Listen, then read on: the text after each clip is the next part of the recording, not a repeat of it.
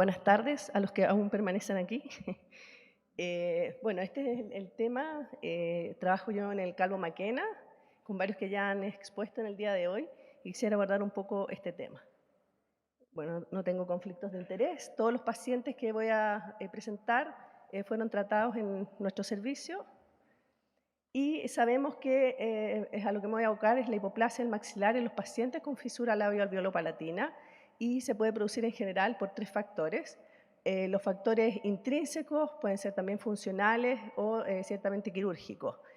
Claramente con los factores intrínsecos poco podremos hacer porque hay una deficiencia en el mesénquima de ese paciente, de ese bebé, en la migración de las células de la cresta neural, que va a hacer que haya un desarrollo cierto distinto. También está bastante documentado que la genesia del incisivo lateral también produce hipoplasia del maxilar y los factores funcionales como la reducción tanto transversal como vertical del maxilar superior va a hacer que la lengua descienda, por lo tanto también ese es otro factor de estímulo de nuestro maxilar que va a estar también disminuido. Y claramente la respiración bucal, que sabemos que es más frecuente en nuestros pacientes con fisura de labio y paladar, también va a incidir en esta hipoplasia del maxilar. Finalmente, los factores quirúrgicos, controversial de si inciden las cirugías primarias o no, pero es claro también que no podemos dejar a un niño en condiciones de no operarse.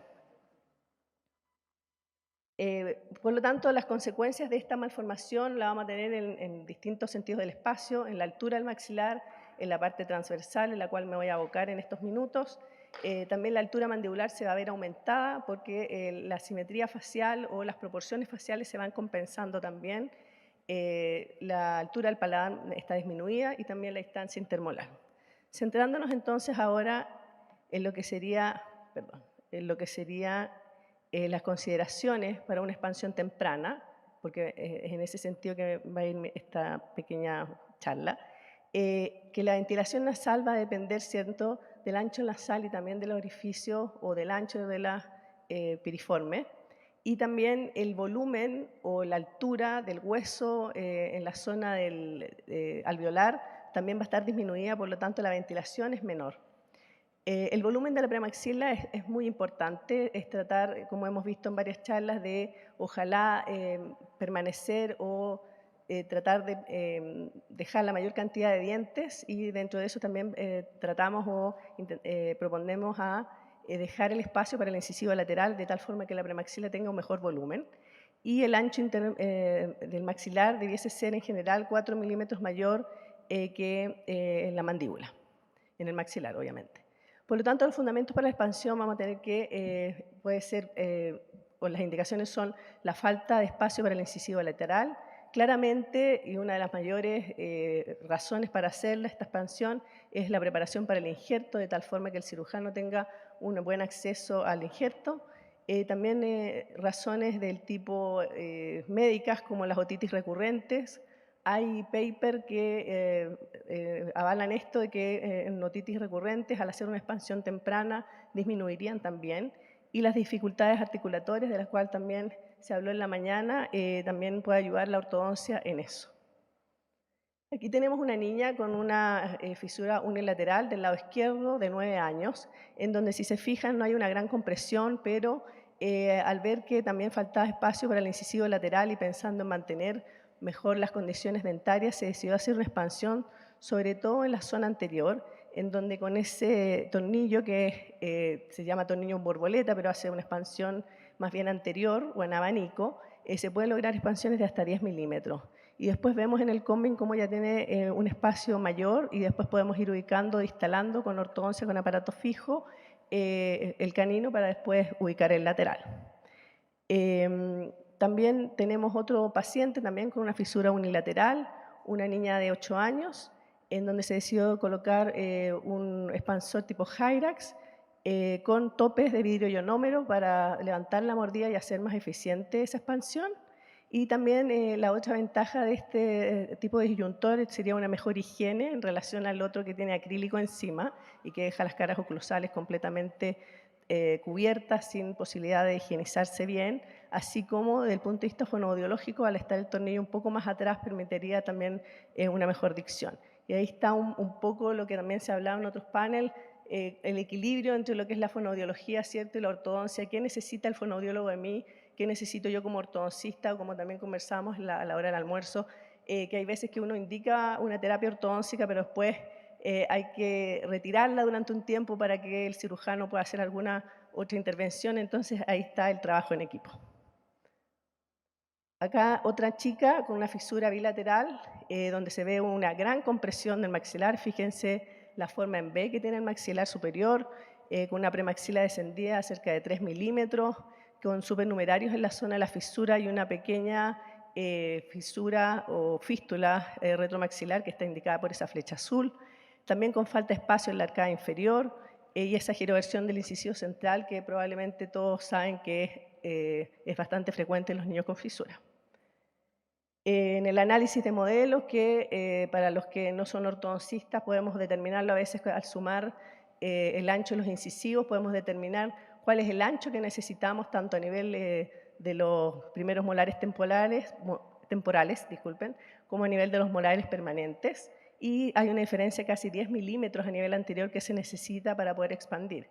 Por lo tanto, en este paciente también decidimos colocar un tornillo digamos, en abanico con este tipo de expansión, donde se logra con 10 milímetros de expansión. Entre medio vino la pandemia, yo habría puesto un segundo disyuntor, lo cual en general hago, pero en estas chicas fue solamente uno. Previo a eso se indicó la extracción del supernumerario, que interfiere en el diseño o en la colocación del aparato, que eso también hay que tenerlo en consideración. Y una segunda, digamos, un cuarto paciente también con una fisura bilateral, en donde, si se fijan, tiene una sonrisa gingival, una premaxila muy descendida y bien protruida, como se puede ver en la teleradiografía perfil, sin espacio, ¿cierto?, en la arcada para esa premaxila, y esa es la mayor indicación en esta paciente para hacer la expansión, con una expansión bastante más agresiva también por la edad de la paciente, y se decidió también colocar entonces un aparato, un disyuntor Hyrax, y hay bastante avance con, obviamente, una reposición quirúrgica de la premaxila.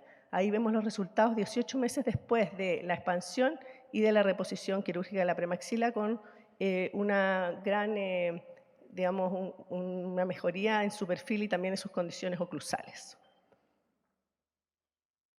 Entonces, algunas consideraciones técnicas de la expansión ortopédica es que hay que calcular la expansión que queremos hacer poniendo los modelos en ventaja, ya sea los modelos de yeso o hoy día los modelos en versión digital, que también ayudan bastante.